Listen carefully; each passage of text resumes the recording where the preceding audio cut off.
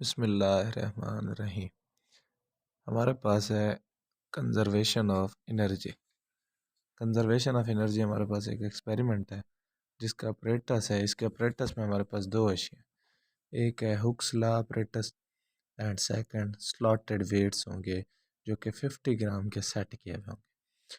Procedure में आ जाओ तो डिटर्मिनेशन ऑफ स्प्रिंग कांस्टेंट, हम सबसे पहले स्प्रिंग कांस्टेंट का तयन करेंगे। डिटर्मिनेशन का मतलब होता है तयन।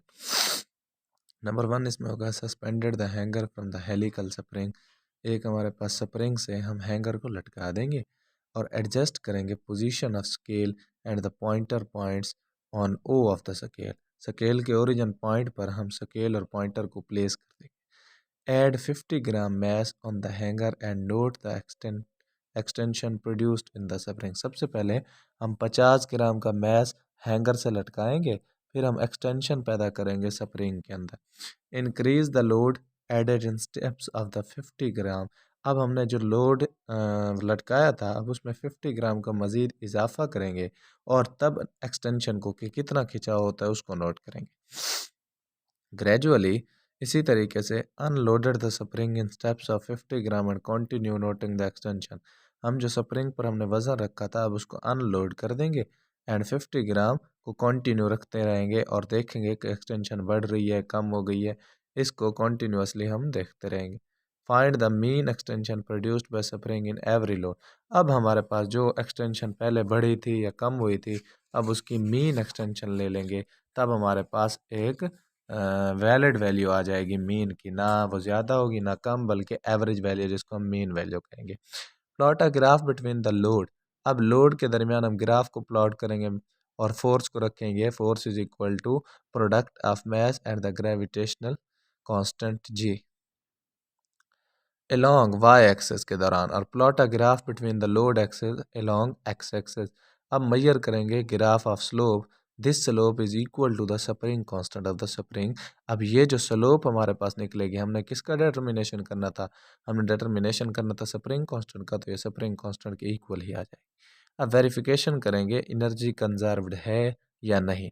एनर्जी कंजर्वेशन की डेफिनेशन होती है energy is neither created nor destroyed but it can be changed from one form to another.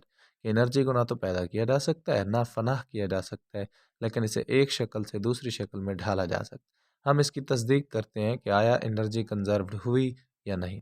Note the initial position of a pointer with the hanger containing no load. अब सबसे पहले हमने जो pointer लटकाया था hanger के साथ अब उसकी आगाज़ी नुक्ता देखते हैं, नुक्ता आगाज़ के वो कहाँ पर लटका हुआ। अब कुछ अब add some load in the hanger and note the new position B of the pointer. अब हमने कोई हैंगर यानी हैंगर के साथ जो पॉइंटर लटकाया था उसमें वजन बढ़ाया। अब इसकी पोजीशन को चेक करेंगे कि where is it. Now the lift load up slightly to new opposition C below position A measure B C is equal to H। अब लिफ्ट हो जाएगा, वो वजन लिफ्ट ऊपर ले जाएगा और अब हमारे पास पॉइंटर एक नई पोजीशन को पहुंच जाएगा जो कि A के नीचे होगी और हम इसको कह लेंगे कि B C is equal to H यानी हाइट के बराबर। रिलीज करेंगे अब लोड को बिल्कुल आहिस्तगी से एंड बाय रिमूविंग जी को रिमूव करते हुए the hard and not lowest position D reached by the pointer. अब हमारे पास पॉइंटर एक नई पोजीशन को पहुंच जाएगा जिसको हम डी का नाम देंगे। रिपीट करेंगे इसे 3 दफ़ा इस काम को, थ्राइस एंड फिंट द मीड डी। अब हमारे पास एक नई वैल्यू हमें मिलेगी, कैलकुलेट करना पड़ेगा हमें C D is equal to x.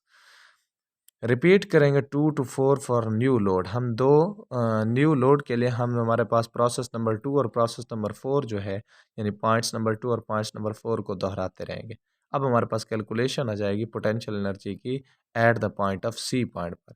हम जी पी ई से बोलेंगे ग्रेविटेशनल पोटेंशियल एनर्जी, ये इक्वल होती है एम जी एच के। फिर उसके बाद हम डिटरमाइन करेंगे इलास्टिक पोटेंशियल एनर्जी जो कि हमारे पास पॉइंट बन रहा है डी, और इक्वेशन हम कौन से इस्तेमाल करेंगे, electric potential energy E dot P dot E, और ये हमारे पास इक्वल होती है 1/2 के एक्स के स्क्वायर। फिर हम 6 और 7 को कंपेयरिंग करने से अब हमारे पास एम जी एच था 1/2 एक्स का स्क्वायर। हम इनको कंपेयरिंग करेंगे तो gravitational potential energy will be equal to the electric potential energy. जो ग्रेविटेशनल पोटेंशियल एनर्जी होगी वो हमारे पास जाकर इक्वल हो जाएगी इलेक्ट्रिक पोटेंशियल एनर्जी के। अब हमारे पास सबसे आखिर में इस पूरे एक्सपेरिमेंट का रिजल्ट निकलेगा, hence total energy of the system remains constant, यानी टोटल एनर्जी सिस्टम की कांस्टेंट हो चुकी है।